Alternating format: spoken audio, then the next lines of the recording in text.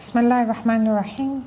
Wassalatu wassalamu ala ashrafil anbiya'i wal mursalin. Rabbi shrah li sadri wa yassir li amri wahlul uqdatan min lisani yafqahu qawli. Assalamu alaikum wa rahmatullahi wa barakatuh, ladies and gentlemen.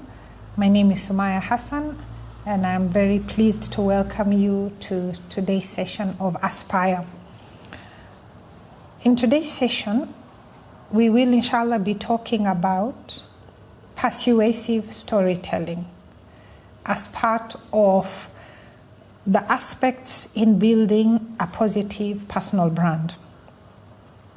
So as we've been saying in this particular series that we are currently carrying out on personal branding, that this has become one important aspect of success, whether we are talking about in business or we are talking about in your career or in your social life.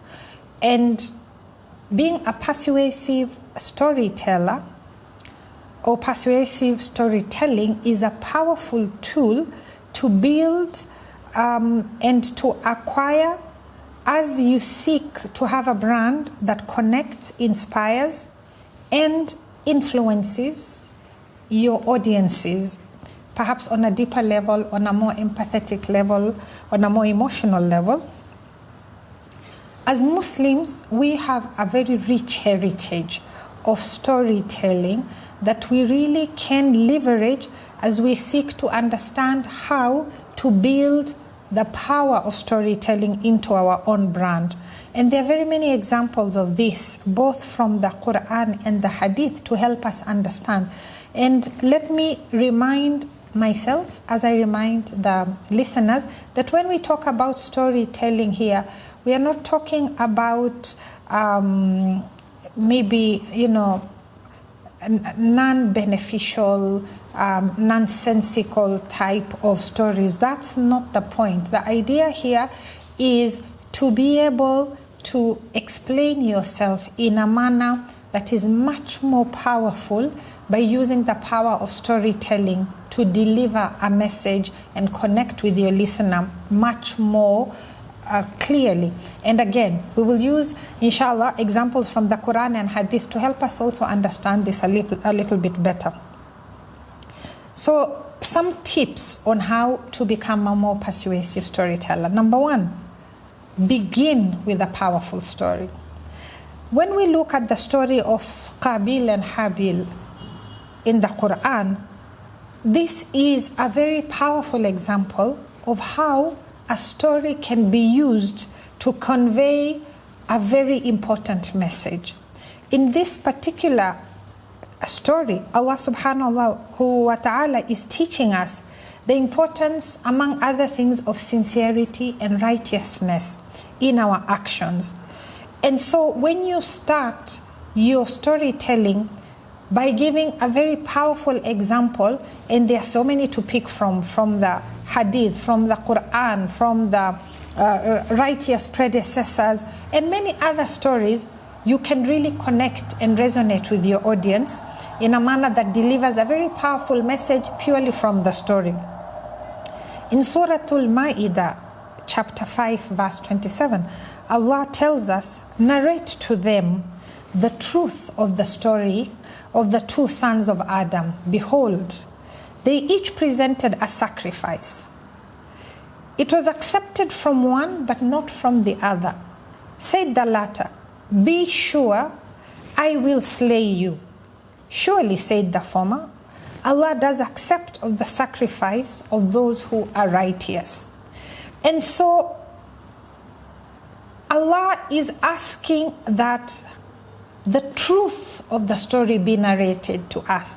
And through this, you can see, again, linking with what we spoke about earlier, that try, when you're giving storytelling as one of the tools to communicate, try and use a story that has not only a powerful message, but that is true, or a story that has value, a story that has teaches us positive aspects of what it is that we are trying to get out of that story.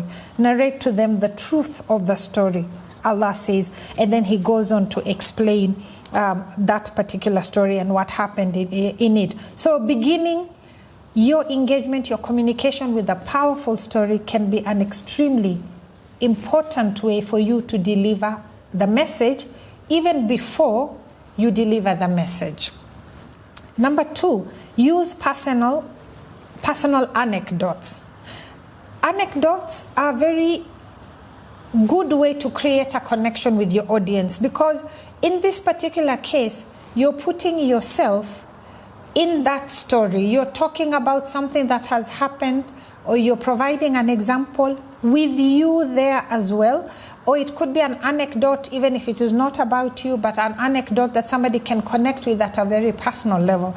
So for example, Rasul sallallahu alaihi wasallam told us that I and he who takes care of an orphan will be together like this. And he showed us his 2 fingers in paradise. So by understanding that explanation, the way in which Rasul sallallahu alaihi wasallam delivered it, it then explains to us how important it is to take care of orphans, how important it is to engage in acts of kindness, in acts of charity, that he then tells us, if we take care of the orphans, we will be like this with him in paradise. Now ask yourself, which level of paradise will the Prophet, peace and blessings upon him, be in? Which level? We are told paradise has levels. He can only be in the highest level of paradise. Do we not all want to be in that highest level of paradise with him? And sometimes we look at some of these goals and they look, yes, we want to go there, but can I, with all my failings as a human being, will I really make it? One day I'm doing good, then I sleep. And Rasul sallallahu tells us, take care of the orphans. You and I will be like this in paradise. It's such a beautiful, powerful way to communicate how important it is for us to take care of the orphans. Number 3, share your values. So when we are talking about building a value-based brand and belief, it's good to bear in mind that Islam frequently reminds us of the importance of having values, and has given us so many examples to guide us and also for us to adopt them as our own values. For example, we have a hadith in which the Prophet ﷺ tells us, verily Allah is compassionate and loves compassion, and he rewards for compassion what is not rewarded for harshness.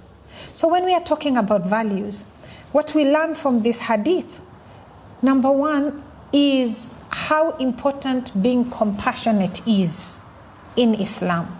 That we should show compassion, and that there is a reward for compassion from Allah, which he does not give for harshness. So it tells us not only the value and the importance of compassion, but it also tells us that we don't want to be harsh. That's not what Allah rewards for. So looking at some of the values that we can pick up from this particular hadith as we prepare our own personal value list, we know that compassion is a value that is very highly rated. So you may want to add that to your list of values, which then, as you seek to engage, you want to live these values. And not only do you then have the opportunity to positively impact others through those values, but perhaps you will also inspire somebody else to adopt that value and live by the same value. And above all, we understand that Allah rewards for compassion. So how many things are we getting by seeking to live a life and build a personal brand around the values that Islam espouses? We are also told that the Prophet, peace and blessings upon him, was sent to perfect good manners. لِأُتَمِّمَ مَكَارِمَ الْأَخْلَاقِ. So being well-mannered is something that is so highly regarded in Islam that we are told that the Prophet was actually sent to perfect good manners. So this being the case, what should we do as we seek to emulate the sunnah of the Prophet, peace and blessings upon him, as far as our good manners are concerned? What do we need to do? How can I challenge myself to improve on my manners? One of the things we can do is to understand what are the things that the Prophet alayhi salatu wasalam used to do. And there's so many, subhanAllah, the examples are numerous. We know that we have been advised, for example, how we should treat each other. We have even been told, if you have eaten something smelly, maybe like onions or garlic, don't go to the mosque. And yet we know how important it is to go to the mosque. But you're told don't go if you've been eating this smelly food. Why? Because you don't want to go and annoy other people and inconvenience other people. They have come to the mosque to do their ibadah, but there you are smelling of all these things, and just inconveniencing them. That is the level of importance that Islam attaches to good manners. Don't bring a bad smell to other people. So in this particular example, we've been told about food, that there are some certain foods that have a very strong smell, so be careful not to go into certain environments. But if we think about this in a wider context, it will go to other foul smells as well. Why do you want to go and sit with people, in front of people, and maybe you have an unpleasant body odor coming out from you? Why should you do that? Why should you not brush your teeth before going to sit with people? Why do you not want to wash yourself wash your clothes before going to be with people, so that you're not taking to people a bad smell? And in another hadith, we know as part of, again, adab of going to the mosque, like on Friday, for the men are told, to perfume themselves, because you want to go there, you're going to do ibadah on this very holy day, there are going to be other people there. You want that pleasant smell not only for you, because you're going to worship Allah, but also for those who are going to interact with you, that there's something pleasant coming out from you. Of course, for women, we are given a restriction against that, because you don't want to go to the mosque, you're smelling of perfume and then you create fitna. That's not why we are going to the mosque. But Islam even talks about such things. Even how we should eat. Eat from what is close to you. Rasul sallallahu alaihi wasallam told us. Not that you're sitting with people, your hand is all over the place, you're touching this, you're touching that. You make people, just turned off with whatever it is that you're eating, and so many other examples. So if we set ourselves as part of our personal brand to be good-mannered, and in this particular case, we set ourselves, Rasul sallallahu alaihi wasallam, as our example of what are good manners, from how we talk, how we walk, how we sleep, how we interact with others. SubhanAllah. This is an extremely critical part of our personal branding, to seek to have good manners, to be well-mannered, to be well-behaved, and that we should teach our children deliberately to have good manners. Sometimes some parents have this attitude that that's just a child. Let them do what they want. That's just a child. The child may destroy things. They may break things. You may have visited somebody's house. The child wants to go and open people's, private things. Maybe they're in the cupboards. They're in the people's rooms. And you say, they're just a child. No. You must teach that child good manners, because you want them to grow up in a certain way. So if you leave them while they are young to do whatever it is that they want, how easy do you think it's going to be once they grow up for you to teach them good manners? And yet, this is what they've known all the time. Again, the Quran has so many examples of this, including telling us in Surah An-Nur that the children, let them ask for permission before perhaps entering your presence or your room, at certain times, and the Quran gives us 3 particular times. It tells us before Fajr, it tells us ba'da dhuhr, when maybe because of the heat and what have you, you may have removed some of the layers of clothing. It tells us ba'da al-isha, when people are about to retire to sleep. Let them ask for permission before they come in. Why? Because at that time, you're probably not dressed to be seen by external parties. All this is part of good manners. It's part of adab. And the Quran is very specific in one of the categories that it tells us, let them ask for permission, other children, among others. And so it just shows us that really building and developing these good manners should start from when our children are very young, so that they grow up in this way to understand the importance of good manners in Islam. And so when we look at certain examples of values from the hadith or from the Quran, just again to really help us understand more about, this particular aspect when we are talking about values and good manners. We are told in a hadith that Allah is beautiful and He loves beauty. And so when we consider and reflect on this hadith, it's telling us about the importance of how we present ourselves.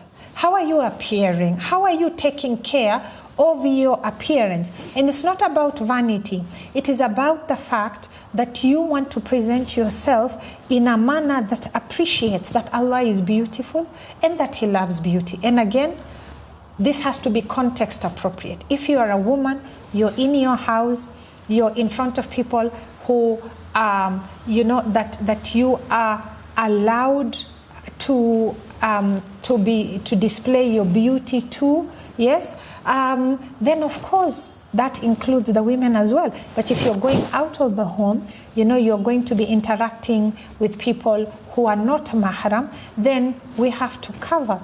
But even as we cover, as we are in hijab, it doesn't mean we should look dirty. It doesn't mean that you go out of the house, smelling bad just because you've been told not to go out, smelling of perfume.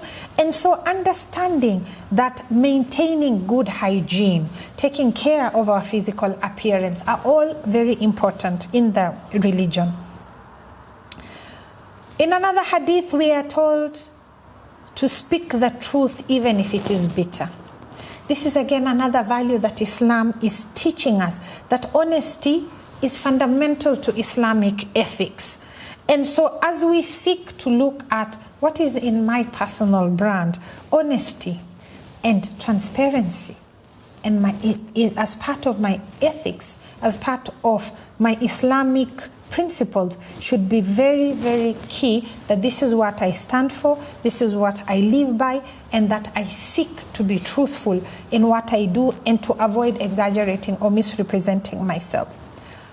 Again, the Prophet, peace and blessing upon him, tells us that the best of you are those who are best to their families. This is another value. Sometimes you find people are wonderful outside their homes. When you hear the description of these people or you meet them, they are some of the most amazing people.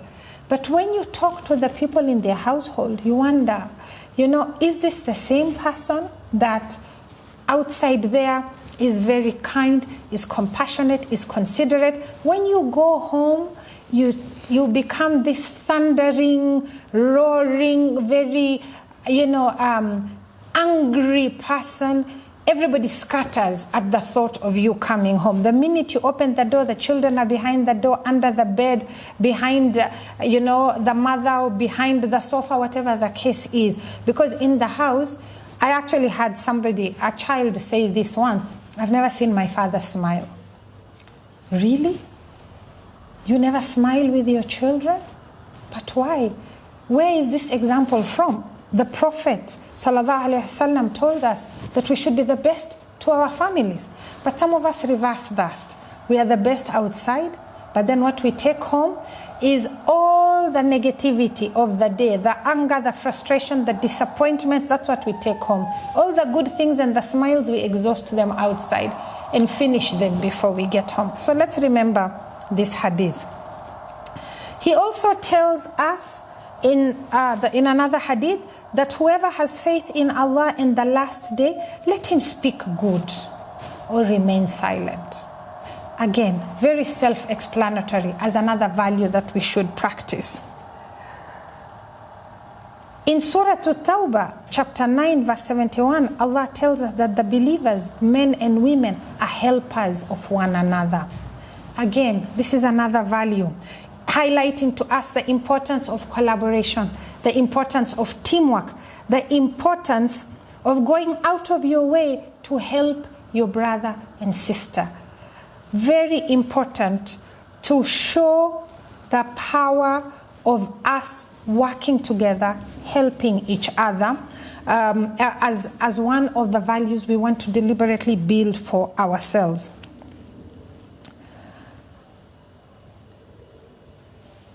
Point number 4, sharing your journey with others. As we seek to be persuasive storytellers, it's important to explain or to share in appropriate context both the challenges you have faced and how you managed to overcome them, and maybe some are still challenging you even now. And also, when you have succeeded, what were some of your tips to success? This could be greatly helpful to somebody undergoing the same challenge as you. They don't need to repeat the same mistake. And it really helps you to resonate. It helps build a lot of authenticity in your brand because, you're being honest about challenges that you have overcome. So it's not that your story is all perfect, it's all roses, and everything was just going very smoothly in your life, but that the reality is you have had ups and downs, and this is how you've dealt with them. And this could be greatly encouraging to somebody listening to you. Finally, point number 5, end your story, end your talk with a call to action. If you end your story with a call to action, it's not just a story, but at the end of it, what do you want the listener to understand from what it is that you are telling them, or to take away? What do you want them to do about this? If we look at a hadith where Rasul ﷺ tells us that whoever guides someone to goodness will have a reward like one who did it. And so you want, by way of ending your story, guide somebody to do something good out of that. And hopefully if they do it, not only do they get a reward, so do you. Which again is another beautiful value we learn from Islam, that you should seek to want good for others, even as you seek to want it for yourself. So, ladies and gentlemen, in conclusion, we see that persuasive storytelling can be one very powerful tool for helping us communicate better, for helping us build an authentic personal brand that is infused with the values of Islam when we make this our personal values. So today, inshallah, my challenge to myself and to you is create a personal brand value list and use the examples given to us in the Quran and the Sunnah to say, these are my personal values and this is what I want to build if I don't already have it, and this is what I want to live by, so that the things that you hold as your personal values are actually things from our beloved Prophet Sunnah or from the Quran, which you live by and hopefully positively influence others to also live by. Assalamu alaikum wa rahmatullahi wa barakatuh, ladies and gentlemen. Until next time, inshallah. This is Sumayya Hassan. I'll see you next time, inshallah.